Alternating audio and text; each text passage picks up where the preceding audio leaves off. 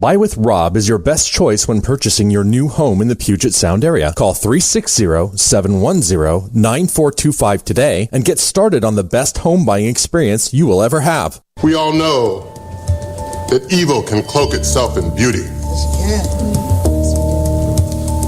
But good can also confuse us in deportment and appearance. Amen. First of all, I just want to tell you what a great show you got. I listen to you all the time. Thank you. What do you want to talk about? Hey, did I tell you guys I got a goat?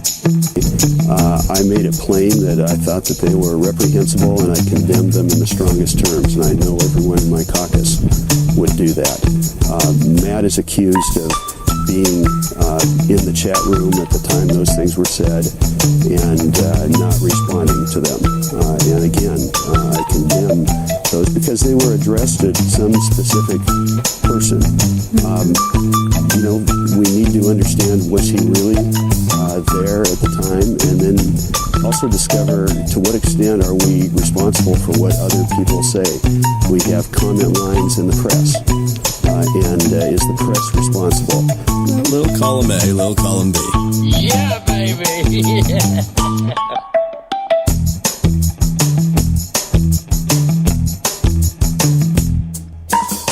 Oh, good morning, good evening, or good afternoon, wherever you are, whatever you do. A lot of things happening in the world today. Most of them are far beyond our control, you might say. So perhaps it's time we took a pause and thought about life and thought about the laws of gravity, a walk in the woods, news apps, what's important, what's urgent, politics and or the news. Don't touch that dial. Just try to hear me out for a while. It's axiomatic that things that are urgent are not the most important ones. And things that are the most important ones are almost never urgent. This was reminded to me yesterday as I stood on the walking path on the side of a mountain and looked at the scenery. Here's how you get a hold of me. The text machine is area code 209-565-DAVE. That's 209-565-3283. The email is dave@thedavebowmanshow.com. And of course, we're on the web. You can use your preferred non-denominational web search browser to take you to thedavebowmanshow.com or Facebook. Just look for The Dave Bowman Show, Twitter, iTunes. Not Spotify, though. It's a long story. Ego bibere capulas et oliviverb. I drink coffee that others might live. Well, happy Monday, everybody. Gosh, it's May already. This year is going by like that. It's a little strange to me. But life goes on, I guess, right? So, some years ago, I learned to love a TV show that was actually a book, that was actually a screenplay, that was turned into a radio show. Anyway, the name of the show was Yes Minister. And it had a second part called Yes Prime Minister. It was on BBC television. And really, a lot of what I learned about government, I learned from that show because it was satire. But as you know, satire, the funny part of satire is the truth. That's what it comes down to. And if you've ever seen Yes Minister, Yes Prime Minister, you know that you learn a lot about how government really doesn't work from that TV show. Margaret Thatcher was said to be a huge fan of the show. Apparently, she went to one of the tapings. I don't know which one. It doesn't matter.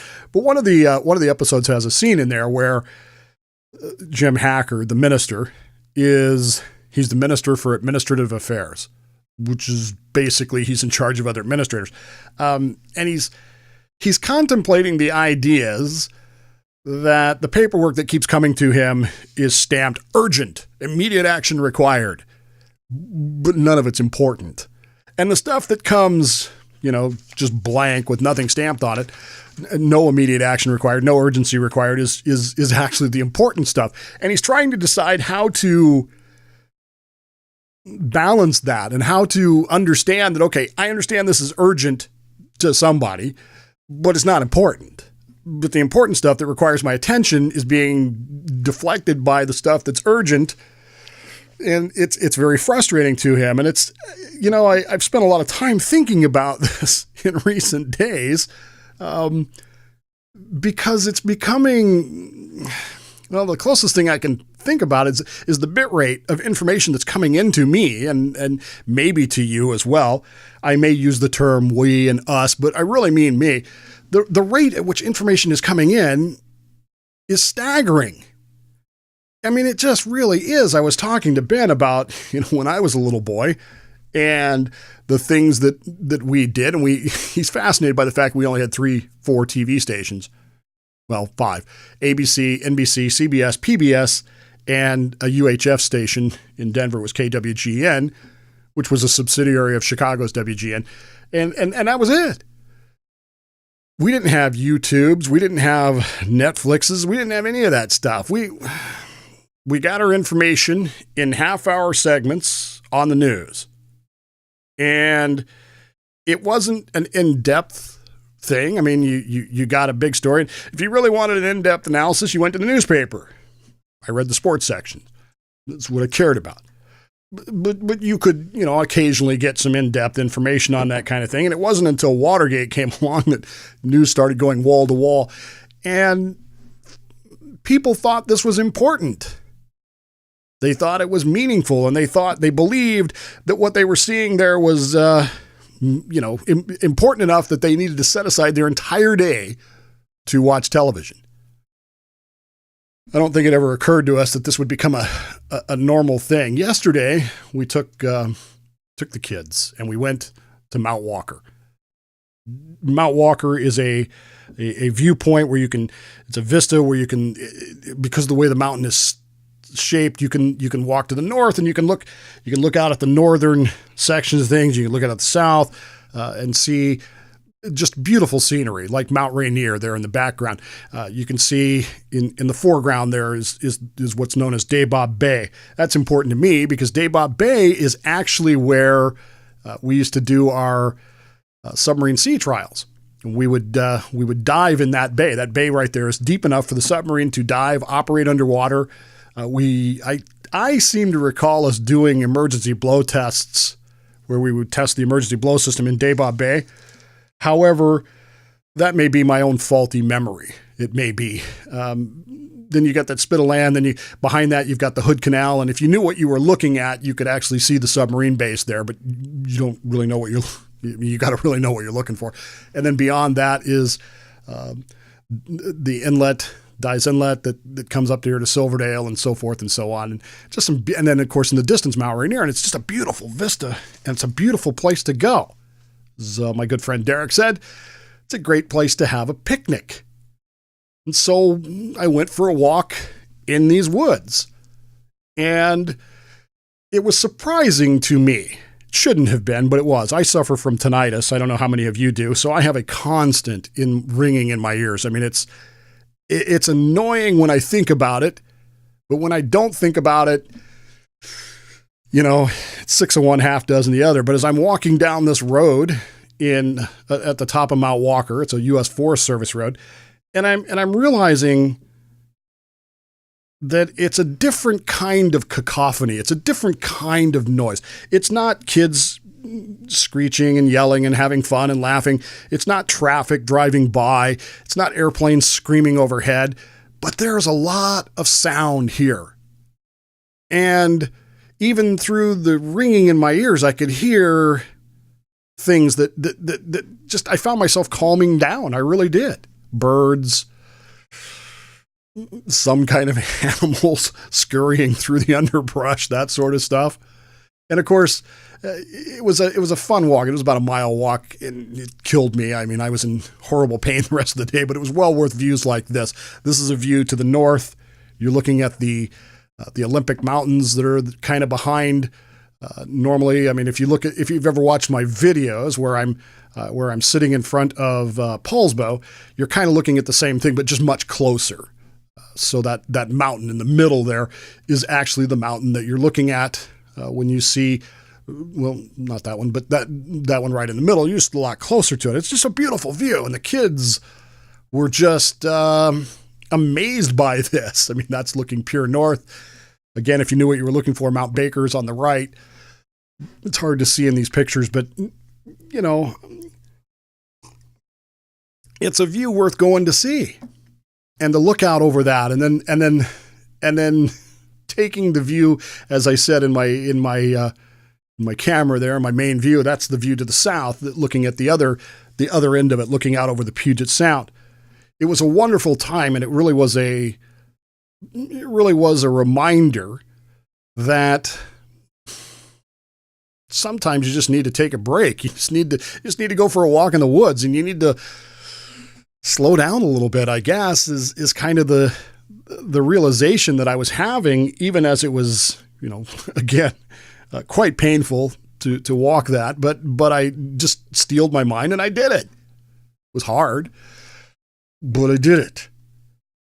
And in the middle of all of this, in the midst of this cacophony of quiet noises, of forest noises and things like that, two things happened. Number one, my phone started beeping because, yes, even in the deep, dark forest atop Mount Walker, I had cell service. I guess that's a testament to my cell provider, which I will not name because they don't pay me to do so. If they want to pay me, then I'll be happy to tell you which one I use. But on top of Mount Walker, sitting up here, I had pretty good cell service, and my phone started beeping, and it was urgent news that I needed to know about. That's what they told me anyway. When I clicked on it, it wasn't. I shouldn't have clicked on it. I should have just turned it off, but it wasn't. It turned out to be meaningless news, or news that, urgent seldom again means important. But they wanted me to know urgently what was going on.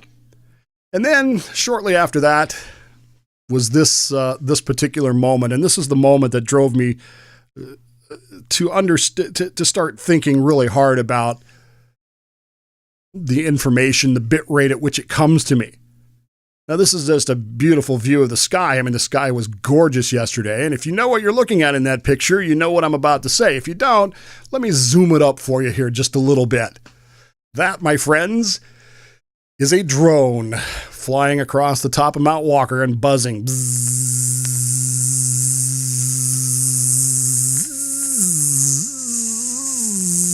incessantly as we walked through the forest. When I found the person that was running the drone, he was looking at his camera and, again, he was out taking views like the one that I was getting, but from higher up. And I can't really complain about that. But once again, here was this intrusion into the sounds of walking in the forest. And it just it just sort of started percolating in my head and reminding me that the things that are urgent aren't important, and the things that are important aren't necessarily urgent. And all this news going off on my phone and drones flying overhead, and it started to really kind of get me thinking about things. And again, this is about me. I don't tell you what to think. I don't tell you what to do. This is about me. If you don't like it, well, there's an off button. You don't have to watch it. You don't have to listen to it. But for me, this incredible cacophony of noise that we've begun to get, this constant flow of information that we can't even disconnect from. I've tried in the past. I've tried to disconnect and unsuccessfully so. And it's made worse by, of course, these things, these cell phones and tablets and everything else we have with us. Oh, Buster sent me a text. Yeah, we're kind of watching the Giants game in the background there, and they've got bees. He says a couple of starters wouldn't hurt. A couple of decent starts by the pitching staff wouldn't hurt either. Today's no difference than the rest. They had a bee attack, bee swarm hit the game. Anyway, point being that we're constantly distracted by this, and there's a good example of it. Although Buster is important. So there you go. But we have, I don't know what apps you use. I use this one called Smart News.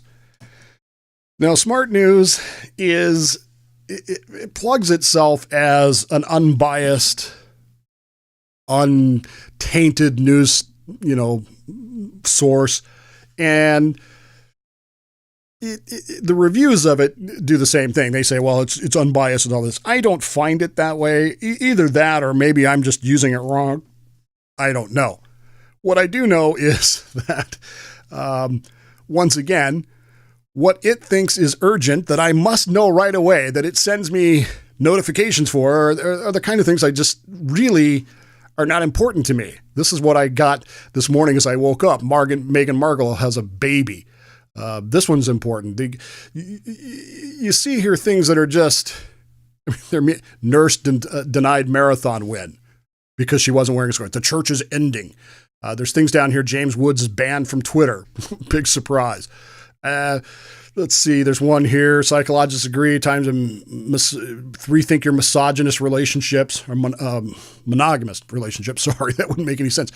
There's stuff here that just doesn't make any sense to me. That certainly doesn't interest me at all in any way, shape, or form. And because of that, sorry, I can't find my camera.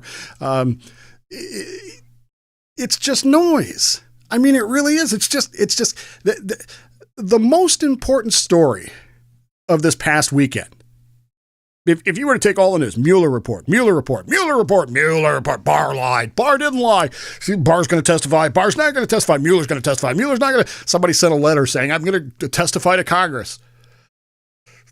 All that noise, none of it's important because, again, none of it's going to change anything. Do you understand that? Nothing is going to change. I don't care how vehemently you hate Trump, you're not going to impeach him. You're just not going to. And you already control half of Congress, so you can stop his agenda. Well, some of his agenda. You can't stop all of it, but the bottom line is nothing's going to change. In the meantime, we have two stories that I thought were far more important that you can barely find. We're sending an aircraft combat group, a carrier action group, to the Arabian Sea because Iran is getting snitty again. And there's another story out of Ohio about the redistricting map being rejected as gerrymandered. And people paid no attention to that one at all, without any understanding of the civics behind it or the realization that there's something happening here. What it is ain't exactly clear, but there's a man over there with a pen. There's some big changes coming and nobody's seeing it coming. Nobody's paying any attention to it. And Ohio and Pennsylvania are the main battleground. Wisconsin are the main battlegrounds for this. But you don't care. Nobody cares. The biggest news story around here, I don't know about where you are, but over the last 3 weeks has been this state senator and the nurses. Remember this? State senator said, well, nurses just sit around and play cards all day anyway. And of course, to hear that story, you would think this senator was the dumbest person on the face of the planet. You'd think, nurses sent her, what is it? She got like 2,000 decks of cards. She got memes. She got funny stuff. I've seen some of y'all that listen to the show put memes on there. I've made comments about it because it was kind of funny. My wife's a nurse and pretty sure, in fact, I know for a fact, they don't play cards. In fact, she usually just comes home and collapses because she's so tired. But the bottom line is, in all of that, did anybody pay any attention to what she was actually talking about or saying? Or did all we hear was nurses just stand around and play cards? It's unfortunate that she chose those words because by her own admission, it killed her debate. It killed her argument. They were poorly chosen words, as she said. But the worst part about it is anything she had to say from that point on just went out the window. Nobody heard it at all. And her argument, and I will grant you, it took me the better part of 2 weeks to understand her argument. She was not very clear about it, but slowly reviewing it and slowly listening to it and rephrasing some things and listening to her subsequently, she was right. Her argument was absolutely right. Her comments were wrong about the nurses playing cards, but her argument was right, but it went out the window. Because in all of the noise and the cacophony of noise and the bit rate of noise, what was urgent became react to her comment about the cards. And what was important, which was what she was actually arguing in favor of, became ignored because it wasn't urgent. And because it wasn't urgent, nobody paid any attention to it. And this is what happens over and over and over again to us. We find ourselves distracted by things that are urgent, things that news apps and news companies and news whatever have decided are important, or urgent rather, and we get so wound up in those things. Mueller. Now, I'm not saying Mueller's not important. What I'm saying is it's not urgent. It will change nothing. I don't care how passionately you hate Trump or how passionately you love Trump. The Mueller report will change nothing. He's not going to be impeached. Not going to happen. Unless you've got video of him punting puppies off the Golden Gate Bridge and Mueller didn't, nothing's going to change. So who is it that's pursuing partisan politics now? My point being that we're told that's important. And the battle group, carrier battle group going to, I think I call it action group, carrier battle group going to Iran is like, we barely notice. Terror force, we barely notice. Well, the Dow Jones is following. We pay attention to that, but we don't question why. We don't get into anything of that. We don't look at this redistricting lawsuit. The idea that districting is always been the purview of the states. Always has been the purview of the states. Always has belonged to the states. It always has. It's important to understand. If we understand civics, if we understand how our government works and what the dividing line is between federalism, between the states and the federal government, it has always been the purview of the state. Always. But now, the federal judge has thrown out the Ohio redistricting map. Said it's not acceptable. And what happens next? Nobody's even talking about it. In the cacophony of noise, in the bit rate of information that's coming into us, how do we pick out what's important? How do we sit back? How do we go to ourselves? Okay, this is what I need to know. This is what I don't need to know.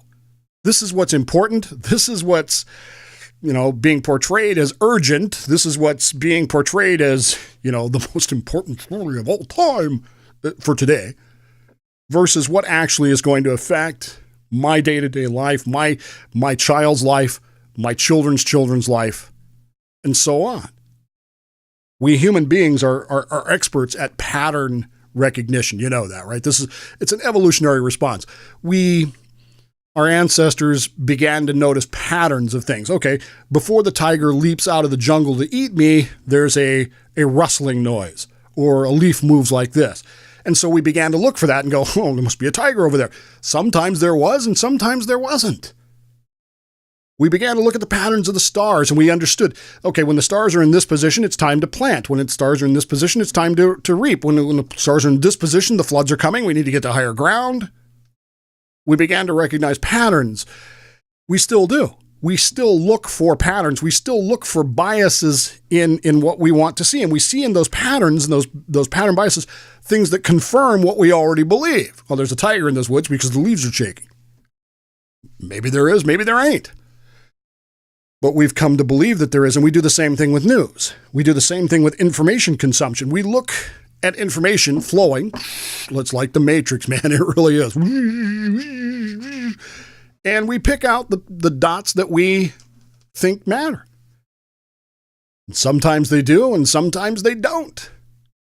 But our actions are predicated on what we believe those dots and that information means, as opposed to thinking about it and going, well, wait a minute, maybe there's something else here that we ought to be looking at. Maybe there's something else we ought to be thinking about. But we're so busy with the urgent, we don't take time to think about the important.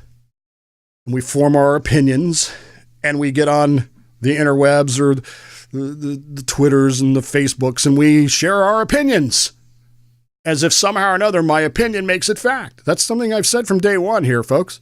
These are my opinions. If you just believe me at face value without doing any research on your own, you're a moron. And I say the same of you. If I just believe you at face value without researching what you say, I'm a moron. It's not how things work. It's not what we should be doing. Rather than simply picking out the patterns that we like that confirm our biases, we need to be researching, analyzing, effectively communicating a cogent argument. That's a big one right there, because I really think scientists fail right there, effectively communicating their cogent arguments. They tend to go headline-ish and doomsday headline-ish as opposed to that. It's hard work. And like this good sergeant says, if it's done well, most of the time you'll end up changing your own mind. Oh, there are other things that make the leaves rattle. There are other things that create the same situation, and I don't need to react the same way every time. Same is true with news. Just because someone tells you something is important, just because somebody tells you something is urgent, doesn't necessarily make it so. And we need to be deciding for ourselves. We need to be filtering, I guess, better how we're going to do this. Walk down that mountain thinking to myself, I need to make some changes. I need to come up with some different ways of how I consume news, because this smart news app, and I'm not blaming these people. I'm not saying they're bad people or anything like that. What I'm saying is all of that stuff that they just put in there, I mean, easily 40% of it, I couldn't care less about. There's stuff in here about people that, right there, The Voice coach quits after 3 seasons. I've never watched a minute of The Voice. Why is this in my newsfeed? I need to do a better job myself of filtering, because I'm telling you, when you're in talk radio, it's one thing. When you're on the air for 3 hours a day in 11-minute segments, riling people up, it's one thing. But when you're trying to actually communicate to the future and your son, who isn't old enough to watch these videos yet, when I'm trying to tell him, these are the things that really, this is how you should live, this is what you should do. I don't need to be talking about voice coaches. It's interesting stuff, don't get me wrong, we'll talk about it. I have opinions about it. But I need to make sure I'm differentiating what's important to me versus what's urgent to me. And what's important to me, quite frankly, is that right there. Me and Ben walking down a mountain path and then talking last night about all the cool stuff we saw in the forest. Not the drones and not the phones and not all that stuff. It's things I got to think about.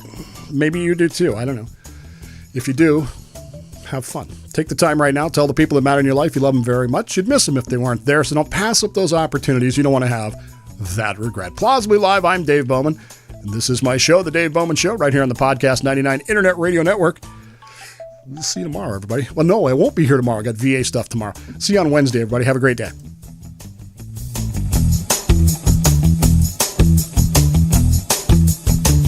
The Dave Bowman Show is a Slippery Fish Entertainment production for the Podcast 99 Internet Radio Network. For more information or to complain about how the show offended you, the text or voicemail number is 209-565-DAVE. For more information about the show, log on to thedavebowmanshow.com. Hey, I'm going to go do something productive. I'm going to go watch television.